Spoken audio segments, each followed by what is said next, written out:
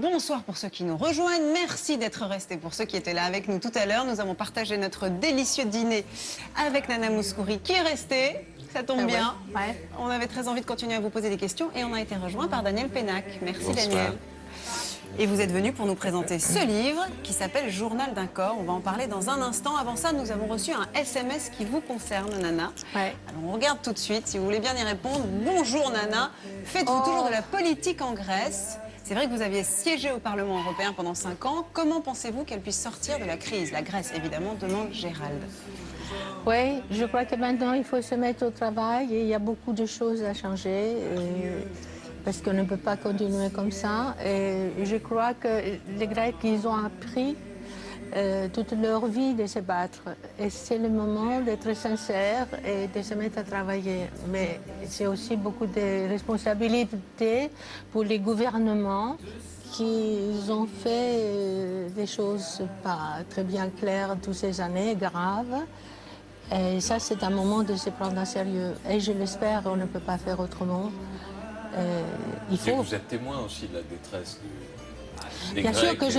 Absolument. Il y a beaucoup de gens qui n'ont plus d'espoir, qui ne voient plus comment leur pays va s'en sortir. Il y a des gens qui partent, qui quittent le pays aussi. Hein. Je sais, mais ça, ce n'est pas nouveau. Les gens, ils quittent quand ils ne trouvent pas une solution, un avenir. Et là, l'obligation du gouvernement, c'est vraiment de trouver une évolution sur tout. Sinon, il n'y a pas de travail, ça c'est sûr, vous avez raison. Je connais très bien la détresse.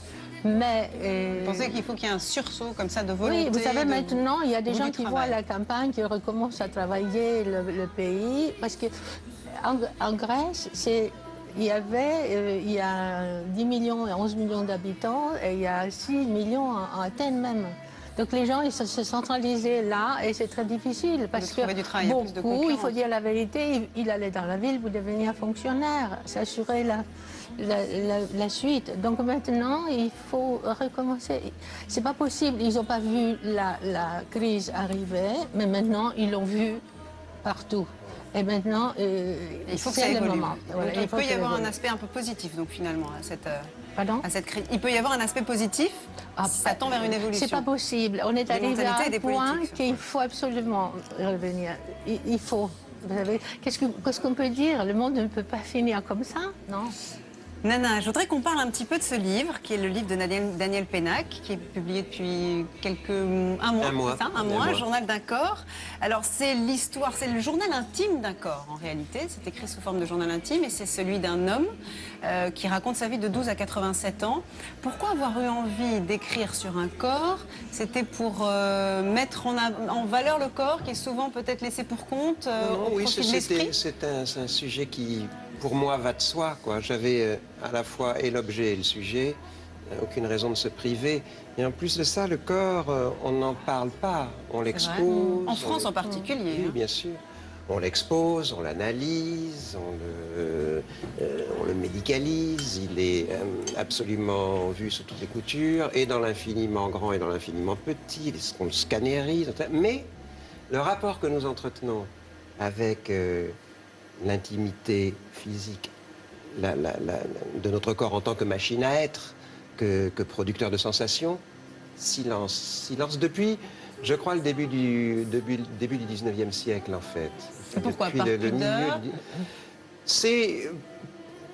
j'essaie je ne sais pas historiquement, mettons, à partir des années que c'est Descartes 1830, il y a une réaction, j'imagine, à une exposition, on cesse d'être limpide. Hein. À partir de 1830, le silence s'installe sur ces choses-là, et ça va s'appeler la bonne éducation dans le domaine. Et vous on l'avez n'invite pas brisé. le corps à table. Vous l'avez brisé parce que vous allez jusqu'à la première masturbation, la première fois. Il y a des lecteurs ou votre entourage qui a été choqué? Ben, les gens sont toujours un peu surpris d'être confrontés à la matière même qui les compose. Hein, ça, oui, ça, bon. Mais cela dit, le narrateur n'écrit pas du tout pour choquer, d'autant plus que c'est un journal très secret, il est le seul à le connaître. Ça lui permet lui-même d'être assez impavide quant à son corps, à table avec ses amis, sa famille. Il fout la paix à tout le monde. Voilà l'homme le plus discret, le plus pudique. Mais il tient cette chronique. Et par le prisme de son corps, finalement, c'est ça. Oui. Mais finalement, l'esprit n'est jamais très loin. Bien entendu, puisqu'il en est constitutif. Et dites-moi, quelle est la part autobiographique de ce livre? Comment fait-on pour raconter le corps, les sensations d'un homme de 80 ans, par exemple? En ayant un peu vieilli soi-même, en ayant par conséquent vu mourir les gens qu'on aime, en les ayant accompagnés jusqu'au bout, mais en voyant naître aussi les mômes de son immeuble. Il se trouve que mon immeuble est très fertile. Tous les ans, j'en ai comme ça un ou deux. Et comme j'y suis depuis 15 ans, je les vois grandir. Donc on voit d'autres corps se développer, nous autres vieillir un peu, etc. Tout ça parce qu'il ne s'agit pas de son seul corps. En effet, il s'agit de la relation qu'il entretient avec tout le monde. Et il se sent par exemple très partie prenante d'un corps commun, très souvent. Corps du dortoir, quand il est... Tous les gosses qui sont dans le dortoir quand il est enfant. Ouais. Dans un autobus, ils sont tout d'un coup cellules dans un corps commun. C'est le mot sous toutes ses acceptions, quoi. Oui, oui. Oui. Daniel, vous avez mis 4 ans à écrire ce livre. Est-ce que le rapport à son propre corps, le corps de l'écrivain, change pendant ces 4 ans? Il prend 4 ans de me... mieux. Donc vous corrigez finalement les premières notes? Non, il ne s'est rien passé de notable. Mais ça, c'est parce que quand vous êtes dans l'action, l'écriture est une action comme une autre, le corps vous fiche relativement la paix. Ce dont il faut se méfier, c'est la décompression après. Alors là, le corps peut se manifester. C'est comme vous, quand vous êtes en tension dans une émission, difficilement vous arrivez quelque chose. Tension bien dissimulée. Avec des invités pareils, on peut faire attention. Merci. En tout cas, c'est un livre passionnant et relativement universel. C'est-à-dire qu'il intéresse les hommes, les femmes, et il est bien au-delà des époques, même si vous êtes un véritable observateur de votre époque. Et ça, c'est un point commun de tous vos livres.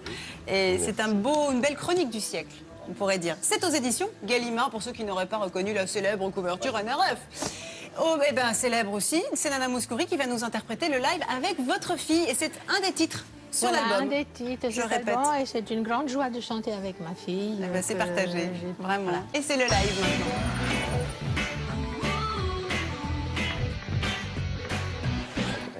Bonsoir, bonsoir. On vous laisse vous installer. Ça va? Ouais, prête?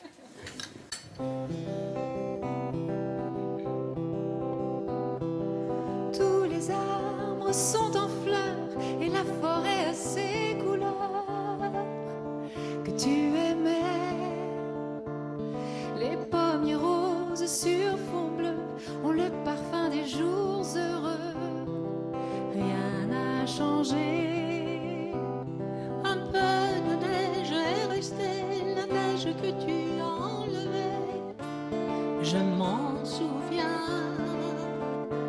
En m'éveillant, je ne voyais que le printemps qui grandissait dans notre jardin. Tu riais comme un enfant, tu ne faisais jamais semblant. Lorsque tu riais,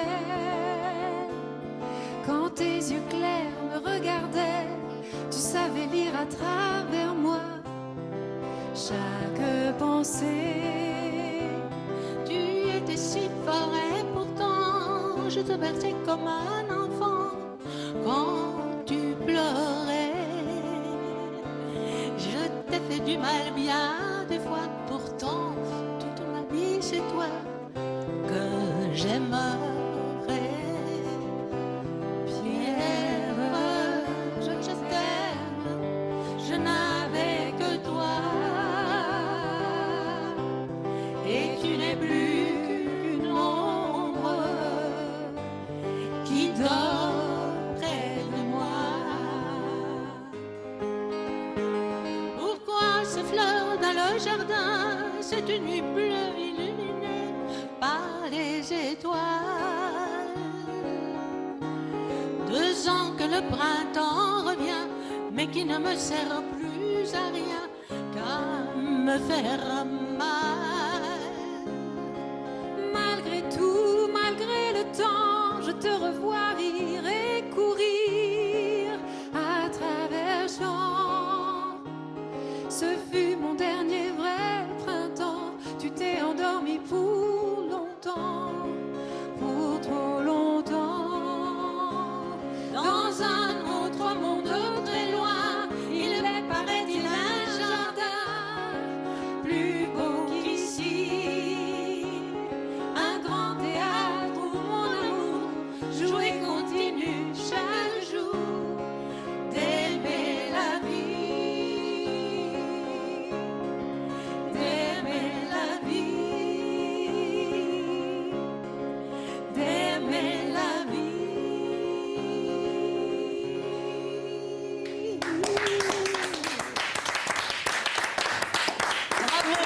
beaucoup, merci. Merci beaucoup. On va vous rejoindre parce qu'on va faire une photo tous ensemble. Vous connaissez, je pense, ce petit rituel de l'émission. Oui. Merci, messieurs. Merci les bien. Oui, vous pouvez vous lever. L'appareil est ici. Voilà, on va essayer de se trouver une petite place. Hop, voilà, venez avec nous, venez avec nous. Ah, vous avez l'habitude. Voilà, venez de ce côté-là. Alors, on s'installe, les guitares, les sièges, on fait de l'ordre. Manu, comme d'habitude, prend les choses en main. Heureusement qu'on a un Manute.